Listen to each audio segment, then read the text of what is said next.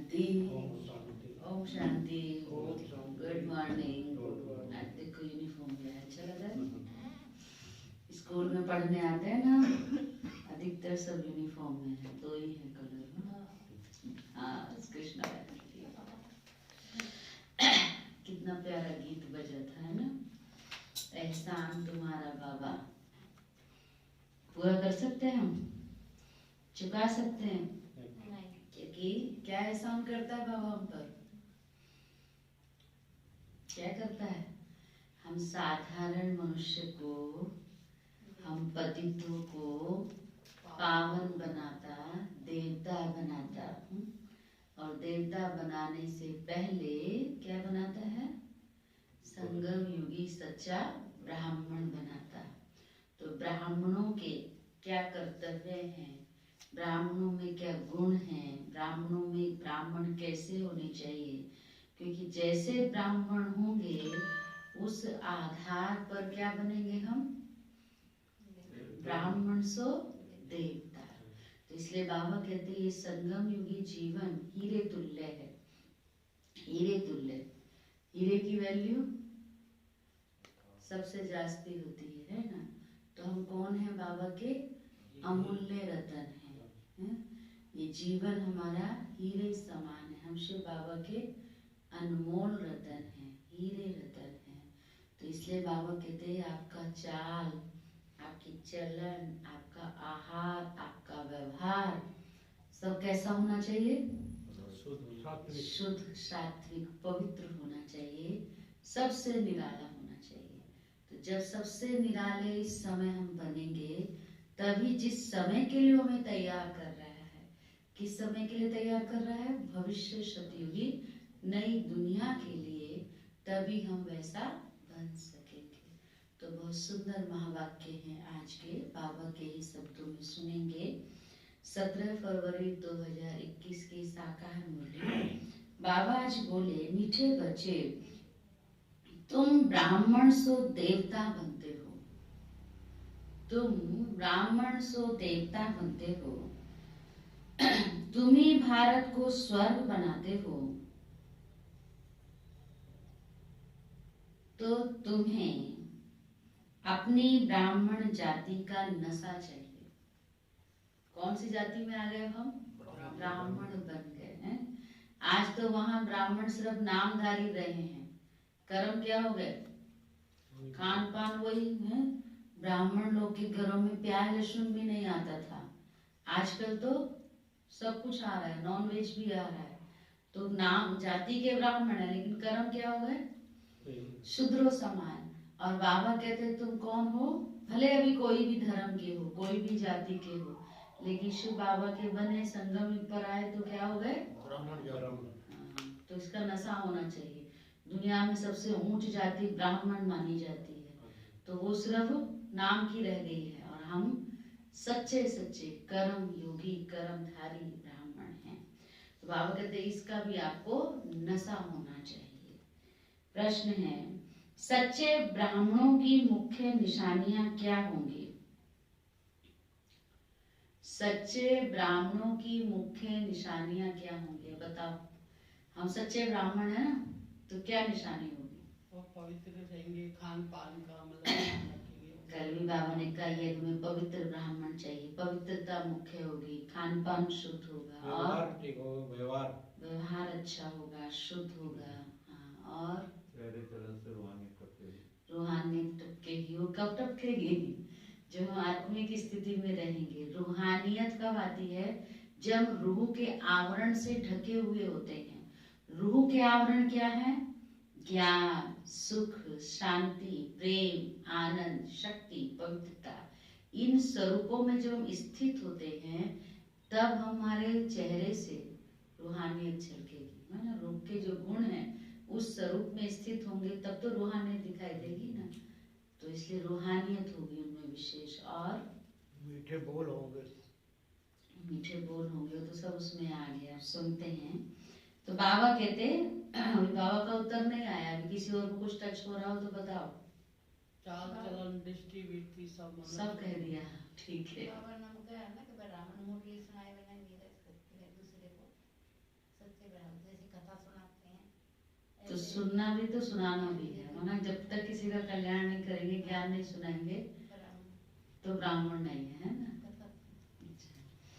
तो उत्तर है सच्चे ब्राह्मणों का इस पुरानी दुनिया से लंगर उठा हुआ होगा। बाबा ने तो और वही परिभाषा बता दी। इन सच्चे ब्राह्मणों का इस पुरानी दुनिया से कोई भी लगाव नहीं होगा, अर्थात लंगर उठा हुआ होगा।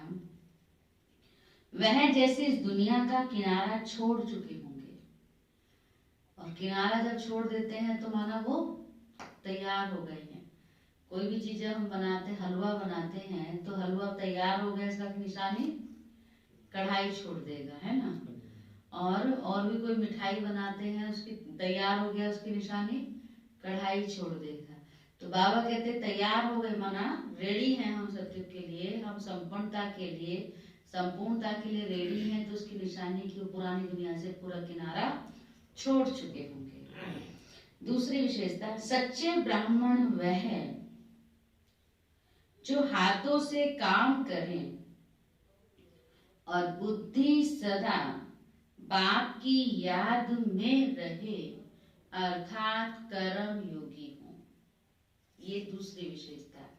पहली, पुरानी दुनिया से लंगर उठा हुआ होगा, पुरानी दुनिया से जैसे कि किनारा कर चुके हुए होंगे, भले रह रहे हैं वहीं पर, लेकिन बुद्धि में उनका लगाव नहीं होगा। तो और दूसरा, सच्चे ब्राह्मण जो हाथों से काम करे और बुद्धि से शिव बाबा की याद में रहे, अर्थात कर्म योगी। तीसरा, ब्राह्मण अर्थात कमल फूल समान पवित्र, न्यारे और प्यारे। चौथा, ब्राह्मण अर्थात सदा आत्म अभिमानी रहने का पुरुषार्थ करने वाले।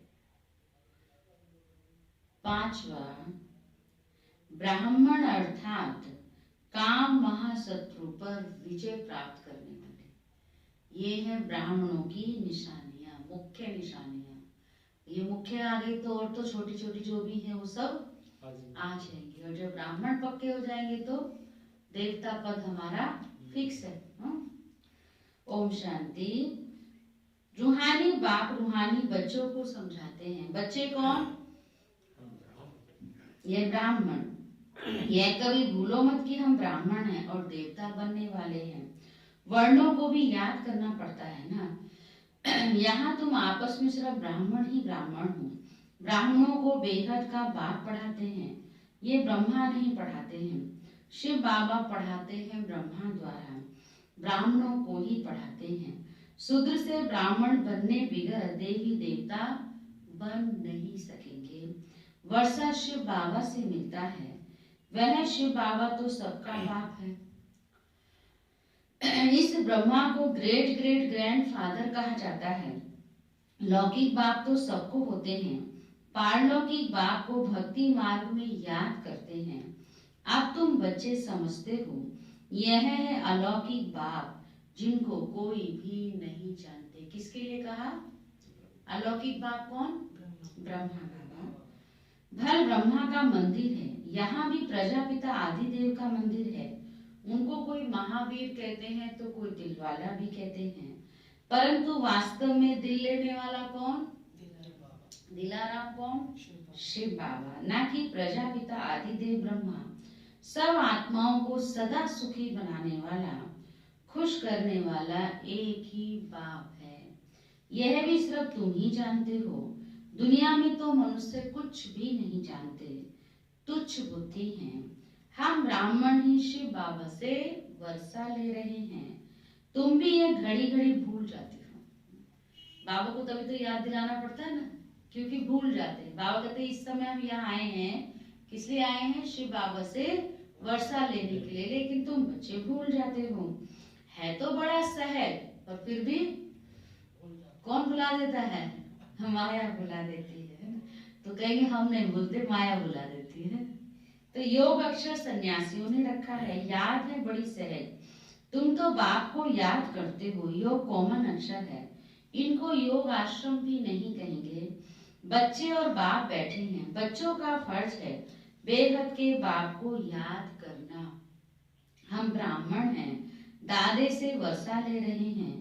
ब्रह्मा द्वारा। इसलिए शिव बाबा कहते हैं जितना हो सके याद करते रहो, चित्र भी भल रखो तो याद रहेगी। हम ब्राह्मण हैं, बाप से वर्षा लेते हैं। ब्राह्मण कभी अपनी जाति को भूलते हैं क्या? बड़ा नशा होता है उनको, है ना पांडे जी? चाहे कुछ भी हो या नहीं हो, लेकिन मैं कौन हूँ? ब्राह्मण हूँ ना, तो बड़ा नशा होता है। तो बाबा कहते हैं ब्राह्मणों को बड़ा नशा होता है। तो आप कौन है? ब्राह्मण है। हाँ, ब्राह्मण है सब। पांडे जी।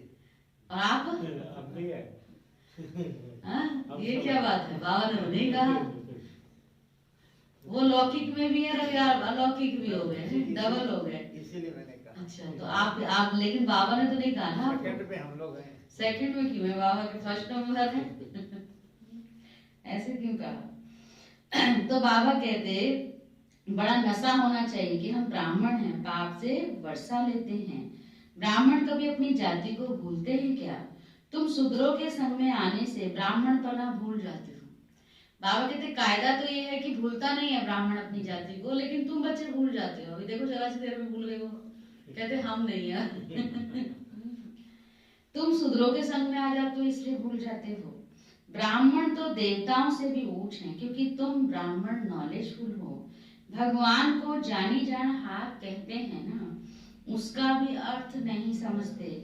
ऐसे नहीं कि सबके दिलों में क्या है वह बैठ कर के बाबा देखते नहीं, उनको सृष्टि के आदि मध्य अंत का नॉलेज है। वह बीज रूप है, झाड़ के आदि मध्य अंत को जानता है ना।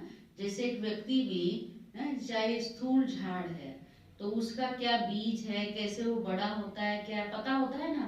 तो इसका मतलब ये थोड़ी कि वो उसके अंदर व्याप्त है। एक कंप्यूटर इंजीनियर है, उसको कंप्यूटर के एक एक पार्ट्स का मालूम है, कौन सा पार्ट्स क्या है, कहाँ है, कैसे उसको करना है, कैसे उसको यूज करना है, कैसे उसको ठीक करना है, सब नॉलेज होती है। लेकिन नॉलेज से तात्पर्य ये तो नहीं कि वो एक एक पार्ट्स के अंदर बैठा हो, है ना। ऐसे ही शिव बाबा कहते हैं कि सारी दुनिया का रचयिता शिव बाबा है, लेकिन कहाँ गड़बड़ कर दिया कि हम सब ने क्या कहा कि वो हम सब में है, सर्वव्यापी है, मुझ में, तुम में, सब में वो बैठा है। तो बाबा कहते हैं ये भूल है, ये बहुत बड़ी भूल है। वो हम सब के अंदर नहीं है। कहाँ रहता है वो? परम धाम में रहता है। नॉलेजफुल है, लेकिन हम सब के अंदर व्याप्त नहीं है। तो वही बाबा कहते हैं कि नॉलेजफुल का अर्थ ये नहीं कि मैं उसके अंदर बैठा हुआ हूँ, उसको सृष्टि के आदि मध्य अंत की नॉलेज है, लेकिन वो कहाँ रहता है? परम धाम में, या हम में, तुम में अंदर रहता है, कण कण में रहता है नहीं, है ना। तो इसलिए बाबा कहते हैं यह बात भी अच्छी रीति समझनी है। ऐसे बात को बहुत याद करना है, जो हमको इतना ऊंच बनाता है, इतनी ऊंची नॉलेज देता है, याद करना चाहिए ना ऐसे बाबा को। तो कितना उसको याद करना है। इनकी आत्मा भी उस बाप को याद करती है। किसके लिए कहा? ब्रह्मा बाबा के लिए। वह बाप कहते हैं ये ब्रह्मा भी मुझे याद करेंगे तब यह पद पाएंगे, तुम भी याद करेंगे तब वह पद पाएंगे। पहले पहले तुम अशरीरी आए थे, फिर अशरीरी बनकर वापस जाना है, और सब तुमको दुख देने वाले हैं, उनको क्यों याद करेंगे? जबकि मैं तुमको मिला हूँ, मैं तुमको नई दुनिया में ले चलने आया हूँ, तो किसको याद करना है? शिव बाबा क्या कहता है? सब जिनसे दुख मिला है उनको क्यों याद करेंगे? उनकी याद आती है दुख देने वालों की? नहीं आती है। ये इसलिए याद आती है कि इसने ये दुख दिया है ना। अच्छा, सुख देने वाले को याद किया जाता है, ये बात तो राइट है इसलिए। लेकिन बाबा कह रहा है ना कि मत याद करो। क्यों? क्योंकि दुख देने वाले को याद करने से क्या होता है? हम दुखी होते हैं, ऑटोमेटिक होता है ना। जब याद आता है कि इसने दुख दिया, ये किया, तो हम दुखी हो जाते हैं। इसलिए बाबा कहता है उनको याद नहीं करना है। किसको याद करना है? जो सुख देने वाला है। तो सुख देने वाले की याद करने से सुख मिलेगा। तो वहां कोई दुख है नहीं, वह है देवी संबंध। यहाँ पहले पहले दुख होता है स्त्री पुरुष के संबंध में, क्योंकि विकारी बनते हैं। बाबा कहते तुमको मैं उस दुनिया का लायक बनाता हूँ जहाँ विकार की बात ही नहीं रहती। ये काम महाशत्रु गाया हुआ है ना। बाबा कहते हैं महाशत्रु क्यों है? क्योंकि आदि मध्य अंत दुखी देता है। जो आदि मध्य अंत दुख देता है, क्रोध के लिए ऐसे नहीं कहेंगे कि ये आदि मध्य अंत दुख देता है, नहीं। काम को जीतना है, वही आदि मध्य अंत दुख देता है, पतित बनाता है। पतित अक्षर विकार पद लगता है। इस दुश्मन पर जीत पानी है, सबसे बड़ा दुश्मन है। बाबा कहते तुम बच्चे जानते हो हम स्वर्ग के देवी देवता बन रहे हैं। जब तक ये निश्चय नहीं तो कुछ भी पा नहीं सकेंगे। बाप समझाते हैं बच्चों को मनसा वाचा कर्मणा एक्यूरेट बनना है, मेहनत है। दुनिया में ही किसको पता नहीं कि तुम भारत को स्वर्ग बनाते हो। आगे चलकर समझेंगे। चाहते भी हैं वन वर्ल्ड, वन राज्य, वन रिलीजन, वन भाषा हो। तुम समझा सकते हो सतयुग में आज से 5000 वर्ष पहले एक राज्य, एक धर्म था जिसको स्वर्ग कहा जाता है। राम राज्य, रावण राज्य को भी कोई नहीं जानते हैं। 100% तुच्छ बुद्धि से अब तुम स्वच्छ बुद्धि बनते हो कि पुरानी दुनिया स्वच्छ बुद्धि बनते हो। सॉरी, नंबरवार पुरुषार्थ अनुसार बाप बैठ तुमको पढ़ाते हैं। सिर्फ एक बाप की मत पर चलो। शिव बाबा रोज हमको यही पढ़ाता है कि एक शिव बाबा की मत पर चलो। बाप कहते हैं कि पुरानी दुनिया में रहते कमल फूल समान पवित्र रहो, मुझे याद करते रहो। बाप आत्माओं को समझाते हैं मैं आत्माओं को ही पढ़ाने आया हूँ इन ऑर्गन्स द्वारा। तुम आत्माएं भी ऑर्गन्स द्वारा सुनती हो। बच्चों को आत्म अभिमानी बनना है। यह तो पुराना छिछी शरीर है। तुम ब्राह्मण पूजा के लायक नहीं हो, तुम गायन लायक बनते हो। पूजने लायक देवताएं हैं। तुम श्रीमत पर विश्व को पवित्र स्वर्ग बनाते हो। इसलिए ही बाबा कहते तुम्हारा गायन है। तुम्हारी पूजा नहीं हो सकती। गायन सिर्फ तुम ब्राह्मणों का है, ना कि देवताओं का। बाप तुमको ही सुध से ब्राह्मण बनाते हैं। जगत अम्बा व ब्रह्मा आदि के मंदिर बनाते हैं, परंतु उनको ये पता ही नहीं है कि ये है कौन। जगत पिता तो ब्रह्मा हुआ ना, उनको देवता नहीं कहेंगे।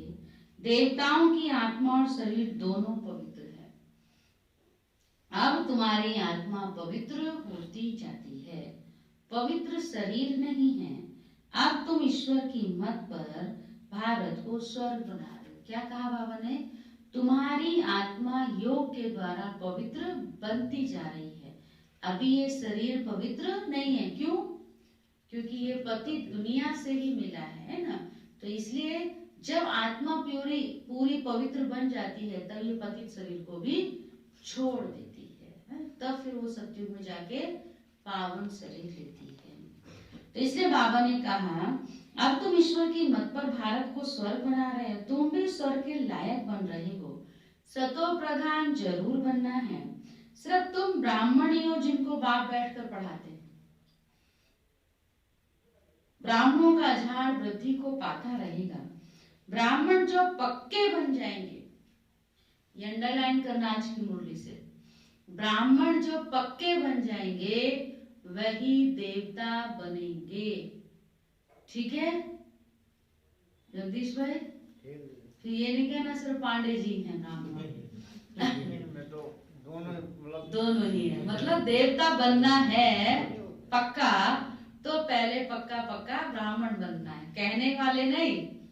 ब्राह्मण से तात्पर्य बोलो ज्ञानी, ब्रह्मा बाप समान है ना। ब्रह्मा बाबा हमारे पिता है ना, तो थोड़ा संबोधन करो ना उसको, ब्रह्मा बाप समान। ब्राह्मणों का झाड़ वृद्धि को पाता रहेगा। नहीं, पॉइंट पीछे हो गए। बाबा ने कहा ब्राह्मण जो पक्के बन जाएंगे वही फिर जाकर देवता बनेंगे। यह नया झाड़ है। माया के तूफान भी लगते हैं, सतयुग में कोई तूफान नहीं लगता। यहाँ माया बाबा की याद में रहने ही नहीं देती है। हम चाहते हैं बाबा की याद में रहें, तमो से सतो प्रधान बने, सारा मदार है याद पर। भारत का प्राचीन योग मशहूर है, विलायत वाले भी चाहते हैं कि प्राचीन योग कोई आकर सिखलाए। अब योग भी दो प्रकार के हैं, एक है हठ योगी, दूसरे हैं राजयोगी। तुम कौन हो? तुम हो राजयोगी। यह भारत का प्राचीन राजयोग है जो बाप ही सिखलाते हैं। राजयोग माना यह योग राजाओं का राजा बनाता है, और बाबा कहते वो है हठ योगी, माना हट से बैठते हैं, घर बार का त्याग कर दिया, संन्यास धर्म धारण कर लिया, या एक पैर पर खड़े हो गए, या और भी कितने प्राणायाम आदि करते हैं हट से।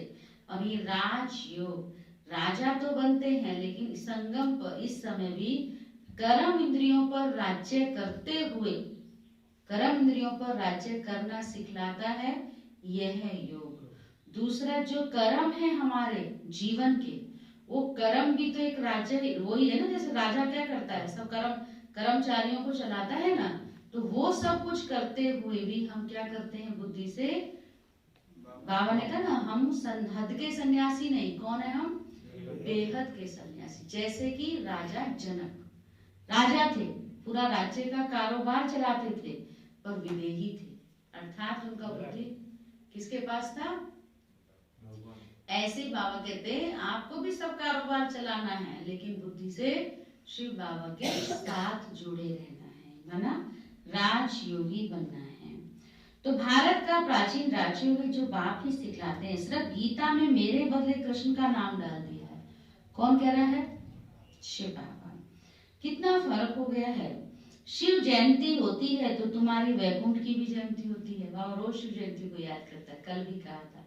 आज बाबा कहते शिव जयंती है तभी तो वैकुंठ आएगा ना, माना शिव बाबा जब इस धरती पर आता है तभी स्वर्ग आता है, तभी वो स्वर्ग को लेके आता है, जिसमें श्री कृष्ण का राज्य है। तुम बच्चे जानते हो शिव की जयंती है तो गीता की भी जयंती है। शिव जयंती है तो वो गीता भी आकर के सुनाता है। शिव जयंती है तो वैकुंठ की जयंती है, शिव जयंती है तो गीता की जयंती है। वैकुंठ की भी जयंती होती है तो जिसमें तुम पवित्र बन जाएंगे। कल पहले माफी की स्थापना करते हैं, अब बाप कहते हैं मुझे याद करो। सब बातों को सुना के फिर से बाबा ने अंडरलाइन कराया, क्या करो? मुझे याद करो। याद ना करने से माया कुछ ना कुछ विकर्म करा देती है। याद नहीं किया और लगी चमाट, याद में रहने से चमाट नहीं खाएंगे, ये बॉक्सिंग होती है। तुम बच्चे जानते हो हमारा दुश्मन कोई मनुष्य नहीं है। कौन है हमारा दुश्मन? रावण है दुश्मन। बाप कहते हैं इस समय की शादी बर्बादी है। संगम युग पर बाबा के बने, एक दो की बर्बादी करते अर्थात पतित बना देते हैं। अब पांडवों की बाप ने ऑर्डिनेंस निकाला है बच्चे, यह काम महाशत्रु है, इन पर जीत पहनो और पवित्रता की प्रतिज्ञा करो, कोई भी पतित ना बने। जन्म जन्मांतर तुम पतित बने हो इस विकार से ही, इसलिए काम महाशत्रु कहा जाता है। साधु संत सब कहते हैं पतित पावन आओ, सतयुग में पतित कोई होता नहीं। बाप आकर ज्ञान से सर्व की सदगति करते हैं। अभी सभी दुर्गति में हैं, ज्ञान देने वाला कोई है नहीं। ज्ञान देने वाला कौन? एक ही ज्ञान सागर है। ज्ञान से दिन है राम का और रात है रावण की। इन अक्षरों का यथार्थ अर्थ भी तुम बच्चे समझते हो, सिर्फ पुरुषार्थ में कमजोरी है। बाप तो बहुत अच्छी रीति समझाते हैं। तुमने 84 जन्म पूरे किए हैं, अब पवित्र बनकर वापस जाना है। तुमको तो शुद्ध अहंकार होना चाहिए कि हम आत्माएं बाबा की मत पर इस भारत को स्वर्ग बना रहे हैं, जिस स्वर्ग में फिर राज्य करेंगे।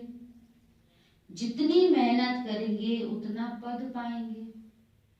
चाहे राजा रानी बनो चाहे प्रजा बनो। राजा रानी कैसे बनते हैं वह भी देख रहे हो। फॉलो फादर गाया जाता है। अब की बात है, लौकिक संबंध के लिए नहीं कहा जाता।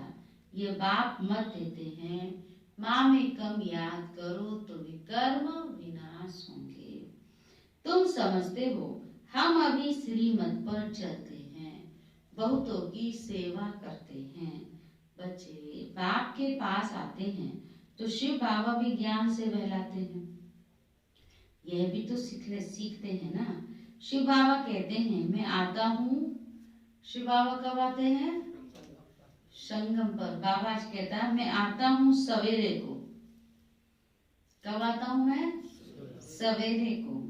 अच्छा, फिर कोई मिलने के लिए आते हैं तो क्या ये नहीं समझाएंगे? मतलब शिव बाबा जो मुरली चलाते हैं, ब्रह्मा बाप के तन में आते हैं, सुबह सुबह आते हैं। फिर दिन में कोई बाबा से मिलने आएगा तो क्या ब्रह्मा बाबा नहीं समझाएंगे? शिव बाबा तो सवेरे सवेरे समझा के चले जाते हैं, फिर कौन समझाएगा? तो मतलब बाबा कहते हैं यह भी तो समझदार है ना, ये भी तो ज्ञान सुन रहा है तो समझदार होता है ना। तो हम भी शिव बाबा से सुनते हैं तो समझदार होते हैं ना। जो हम बाबा से सुनते हैं दूसरों को सुनाते हैं ना। तो इसलिए ऐसे कहेंगे कि बाबा आप आकर के समझाओ, मैं नहीं समझाऊंगा, ऐसे तो नहीं कहेंगे। यह बड़ी गुप्त गुह्य बातें हैं, मैं तो सबसे अच्छा समझा सकता हूँ। कौन कह रहा है? हा? तुम ऐसे क्यों समझते हो कि शिव बाबा ही समझाते हैं?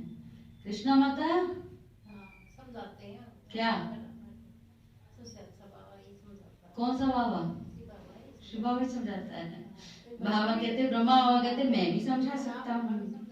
यह भी जानते हो कल पहले इसने समझाया तब तो ये पद पाया है।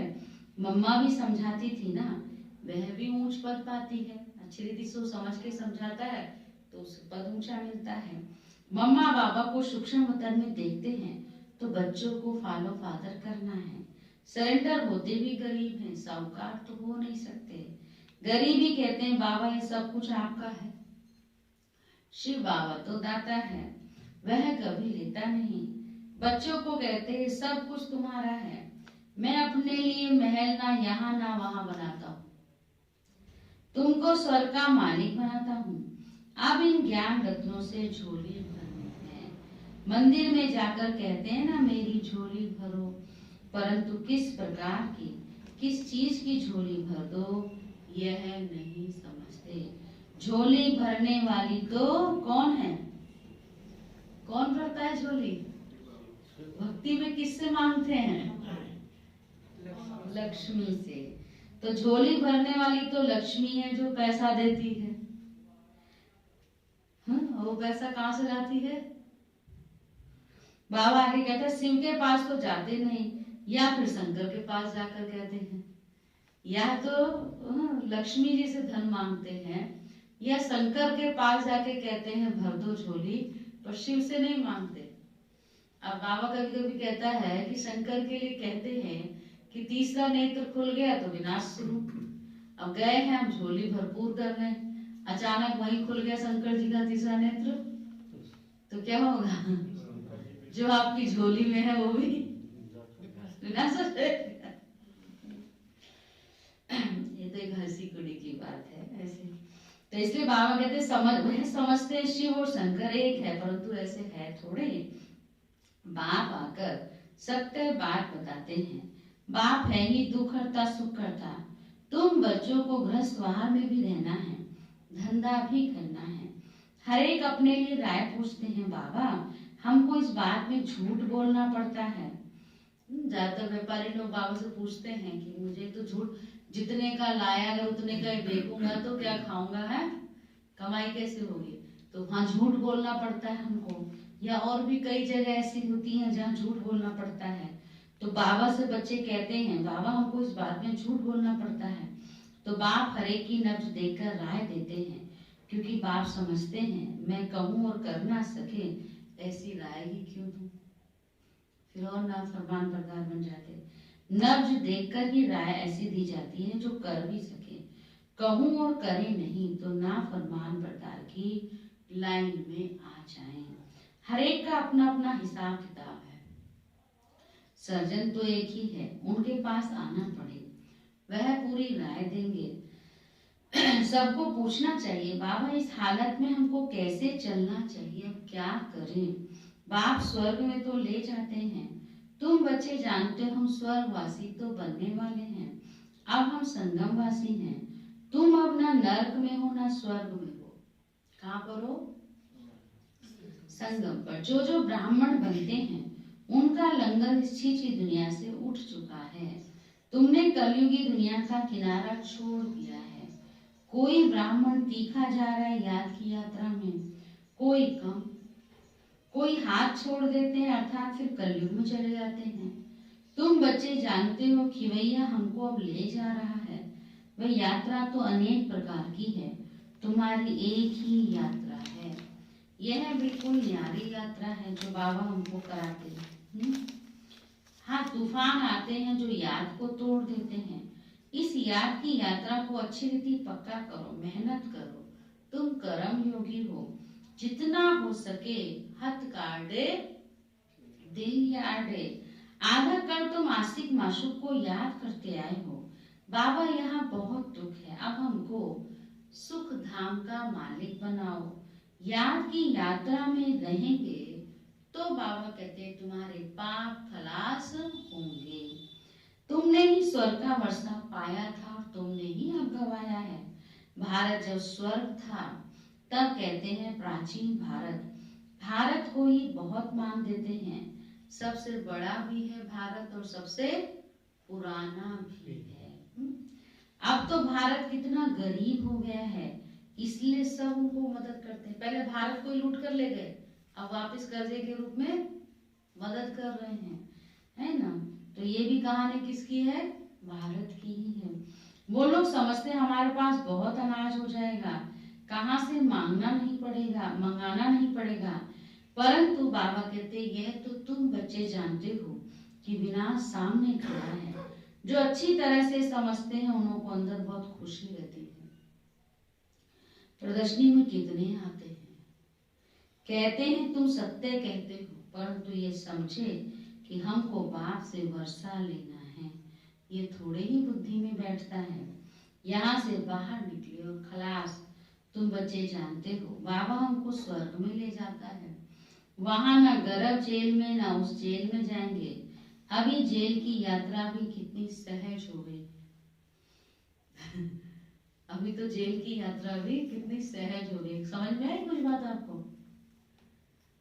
पहले लोग जेल में जाने से डरते थे, ऐसा अधिकतर जेल के नाम से ही। अभी सहज हो गई है, बाबा ने कहा। सहज क्यों कहा? आप तो कहते हैं दाल रोटी यहाँ भी खानी, दाल रोटी वहाँ भी खानी। इसलिए तैयार हो जाते जाने। और वहां भी तो सुख सुविधाएं देने लगे हैं ना। पहले तो खूब मेहनत कराते थे जेल में, सुनते हैं कहते खूब उनसे बड़े बड़े काम कराते थे, भारी भारी काम कराते थे, चक्की चलवाते थे और क्या क्या करते थे, ऐसे सुनने को मिलता है ना। अब तो वहां भी सुख है, अब तो वहां भी एसी है। अब तो अच्छा बड़ा व्यक्ति जेल मिल जाएगी तो उसको वहां भी एसी मिल जाएगा, पैसे दे देगा तो। अच्छे आदमियों को अभी दुख होता है। अच्छे आदमियों को अभी दुख होता है, डरते वो तो है ही। इज्जत और जो सब भले जेल में जाके सारे सुख मिल रहे हैं, लेकिन क्या चला गया? रेपुटेशन चली गई, मान सम्मान तो गया ना, इज्जत तो गई। लेकिन बाबा कह रहा है दुनिया में जिसको मान सम्मान की फिक्र नहीं होती है ना, या उसका कुछ वैल्यू नहीं होती, वो सोचता है कोई बात नहीं, रोटी तो खानी है, वहां बैठ के खाते होंगे आराम से। तो यह बाबा ने कहा सतयुग में कभी जेल का मुंह देखने को नहीं मिलेगी, वहां जेल नहीं होगी। कहा मुंह ही देखने को नहीं मिलेगा, दोनों जेल नहीं होगी वहां पे, ना गर्भ जेल और ना ये तिहाड़ जेल। यहाँ सब ये माया का पाप है। बड़ों बड़ों को जैसे खलास कर देते हैं, आज बहुत मान दे रहे हैं, कल मान ही खलास। आज हर एक बात क्यों होती है, मौत भी क्यों होती रहेगी। सत्युग में ऐसे कोई उपद्रव होती नहीं, आगे चल देखना क्या होता है, बहुत भयंकर सीन है। तुम बच्चों ने साक्षात्कार भी किया है, सुना बाबा तो कुछ भी नहीं, आगे चलकर देखना बहुत भयंकर सीन है। बच्चों के लिए मुख्य है याद की यात्रा। इन सब सीन को पार करने के लिए क्या चाहिए हमारे पास? योग का बल, याद की यात्रा। अच्छा मीठे मीठे सीखी लदे बच्चों प्रति माता पिता बाप दादा का याद प्यार और गुड मॉर्निंग। रूहानी बाप की रूहानी बच्चों को नमस्ते। हम रूहानी बच्चों की रूहानी बाप दादा को भी गुड मॉर्निंग, नमस्ते नमस्ते नमस्ते। धारणा के लिए मुख्य सार। तो क्या कहा विशेष बाबा ने? रूहानी नारा छोड़ना है। पक्के ब्राह्मणों की निशानी। और रूहानी की विशेषता बताना। रूहानी क्या चीज है? क्या है विशेषता बताई थी आपने बीच में 5। बताओ। तो वही तो एक आध बार रिपीट हो जाएगी ना एक बार हाँ। तो थोड़ा सा ध्यान आ जाएगा। रूह के आवरण माना रूह के गुण 7 हैं, 5 नहीं। हाँ, ज्ञान, सुख, शांति, प्रेम, आनंद, पवित्रता, शक्ति। इन गुणों के स्वरूप में स्थित होती है आत्मा, तो रूहानियत अपने आप झलकती है। ये रूह के आवरण से ढकी हुई होती है। ठीक है, तो रूहानियत में रहना है ना।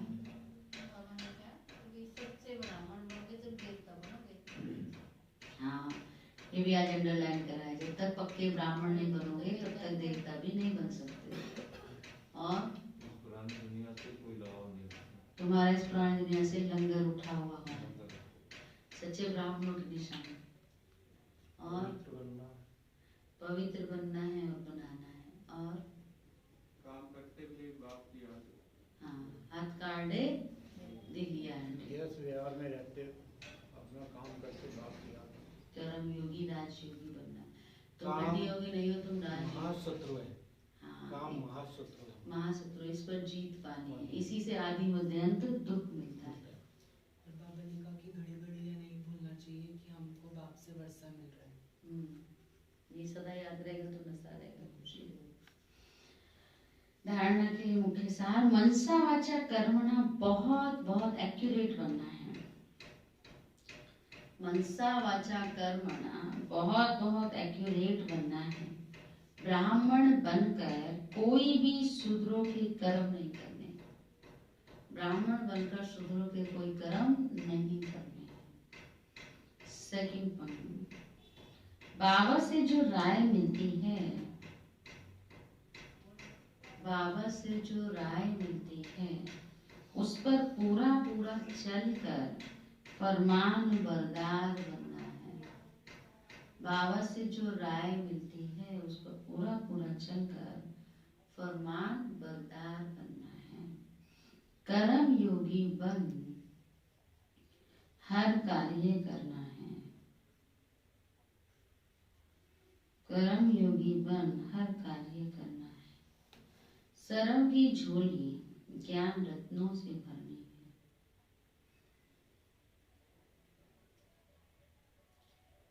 सरव की झोली ज्ञान रत्नों से भरनी है। वरदान है, अमृत वेले के महत्व को समझकर,